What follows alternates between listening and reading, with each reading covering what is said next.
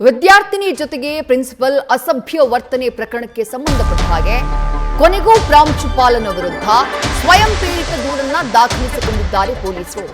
ಬೆಳಗಾವಿಯ ಗ್ರಾಮೀಣ ಠಾಣಾ ವ್ಯಾಪ್ತಿಯಲ್ಲಿ ನಡೆದಿದ್ದಂತಹ ಪ್ರಕರಣ ಇದು. ಶುಕ್ರವಾರ ಆಗಿದ್ದಂತಹ ಪ್ರಕರಣ. ಕಲ್ಲಪ್ಪ ಬೆಳಗಾಂಕರ್ ಪ್ರಿನ್ಸಿಪಲ್ ಆತನಿಗೆ ಧರ್ಮದೇಟನ್ನ ಕೊಟ್ಟಿದ್ರು ಗ್ರಾಮಸ್ಥರು. ಆದ್ರೆ ಶುಕ್ರವಾರ ಪ್ರಕರಣ ನಡೆದ್ರು ಇದುವರೆಗೂ ಕಂಪ್ಲೇಂಟ್ ಅನ್ನ ದಾಖಲಿಸಿಕೊಂಡಿರಲಿಲ್ಲ. ಪೊಲೀಸರ ವಿರುದ್ಧ ಆಕ್ರೋಶ ವ್ಯಕ್ತವಾಗಿತ್ತು.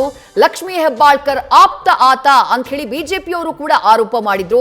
ಕಾಂಗ್ರೆಸ್ ಕಾರ್ಯಕರ್ತ ಅಂತ ಹೇಳಿ ಆರೋಪ ಮಾಡಿದ್ರು. ಆ ಕಾರಣಕ್ಕಾಗಿನೇ ಕಂಪ್ಲೇಂಟ್ ದಾಖಲಾಗಿಲ್ಲ ಅನ್ನುವಂಥ ಆರೋಪಗಳೆಲ್ಲ ಎದುರಾಗಿತ್ತು. ಮತ್ತಷ್ಟು ಡೀಟೇಲ್ಸ್ ನಮ್ಮ ಪ್ರತಿನಿಧಿ ಶ್ರೀಕಾಂತ್ ನೀಡ್ತಾ ಹೋಗ್ತಾರೆ. ಶ್ರೀಕಾಂತ್, ಫೈನಲಿ ಸ್ವಯಂ ಪ್ರೇರಿತ ದೂರು ದಾಖಲು ಮಾಡಿಕೊಂಡಿದ್ದಾರೆ. ಹೆಚ್ಚಿನ ಡೀಟೇಲ್ಸ್ ಏನ್ ಸಿಗ್ತಾ ಇದೆ ಶ್ರೀಕಾಂತ್?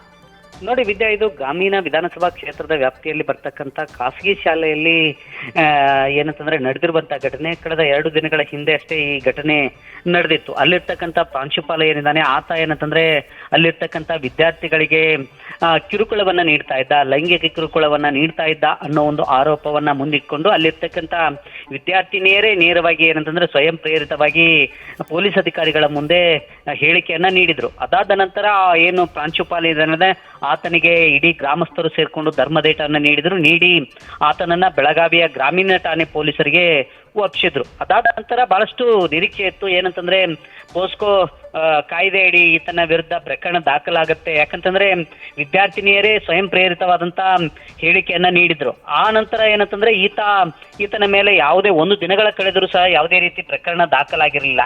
ಹಾಗಾಗಿ ಸಹಜವಾಗಿ ಎಲ್ಲೋ ಒಂದ್ ಕಡೆ ಏನಂತಂದ್ರೆ ಗ್ರಾಮೀಣ ವಿಧಾನಸಭಾ ಕ್ಷೇತ್ರದ ಶಾಸಕಿಯಾಗಿರುವಂತಹ ಸಚಿವೆ ಲಕ್ಷ್ಮೀ ಹೆಬ್ಬಾಳ್ಕರ್ ಅವರ ಪ್ರಭಾವ ಬೀರ್ತಾ ಇದ್ದಾರೆ. ಆತ ಏನಂತಂದ್ರೆ ಪ್ರಿನ್ಸಿಪಾಲ್ ಏನಿದ್ದಾನೆ ಅವರ ಏನಂತಂದ್ರೆ ಒಳ್ಳೆ ರಿಲೇಷನ್ ಇದೆ ಅನ್ನೋ ಒಂದು ಕಾರಣದಿಂದಾಗಿ ಆತನಿಗೆ ಏನಂತಂದ್ರೆ ಯಾವುದೇ ರೀತಿ ಪ್ರಕರಣ ದಾಖಲಾಗಿಲ್ಲ ಅನ್ನೋ ಒಂದು ಗಂಭೀರ ಆರೋಪವನ್ನ ಬಿಜೆಪಿ ಮುಖಂಡರು ಆರೋಪ ಮಾಡಿದ್ರು. ಆ ಹಿನ್ನೆಲೆಯಲ್ಲಿ ಈ ಪ್ರಕರಣ ಬಹಳಷ್ಟು ಕುತೂಹಲ ಕೇಳಿತ್ತು. ಯಾಕಂತಂದ್ರೆ ಇಷ್ಟೊಂದು ದೊಡ್ಡ ಪ್ರಮಾಣದಲ್ಲಿ ಗದ್ದಲ ಗಲಾಟೆ ಜೊತೆಗೆ ವಿದ್ಯಾರ್ಥಿನಿಯರಿಗೆ ಲೈಂಗಿಕ ಕಿರುಕುಳವನ್ನ ನೀಡಿದಂತ ಪ್ರಕರಣಕ್ಕೆ ಸಂಬಂಧಪಟ್ಟಂತೆ 1 ದಿನ ಕಳೆದರೂ ಸಹ ಯಾವುದೇ ರೀತಿ ಪ್ರಕರಣ ದಾಖಲಾಗಿರಲಿಲ್ಲ. ಅದಕ್ಕೆ ಸಂಬಂಧಪಟ್ಟಂತೆ ಬಹಳಷ್ಟು ಆಕ್ರೋಶ ವ್ಯಕ್ತವಾಗಿತ್ತು.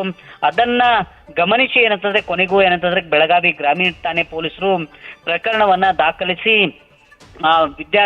ವಿದ್ಯಾರ್ಥಿಯರ ಸ್ವಯಂ ಪ್ರೇರಿತವಾದಂತ ಒಂದು ಪ್ರಕರಣವನ್ನ ದಾಖಲು ಮಾಡಿಕೊಂಡು ಈಗ ಏನು ಪ್ರಾಂಶುಪಾಲ ಏನಿದ್ದಾನೆ ಆತನನ್ನ ವಶಕ್ಕೆ ಪಡೆಯುವಂತ ಕೆಲಸವನ್ನ ಮಾಡಿರುವಂತದ್ದು. ವಿದ್ಯಾ, ಥ್ಯಾಂಕ್ ಯು ಶ್ರೀಕಾಂತ್ ತಮ್ಮೆಲ್ಲ ಡೀಟೇಲ್ಸ್ಗೆ.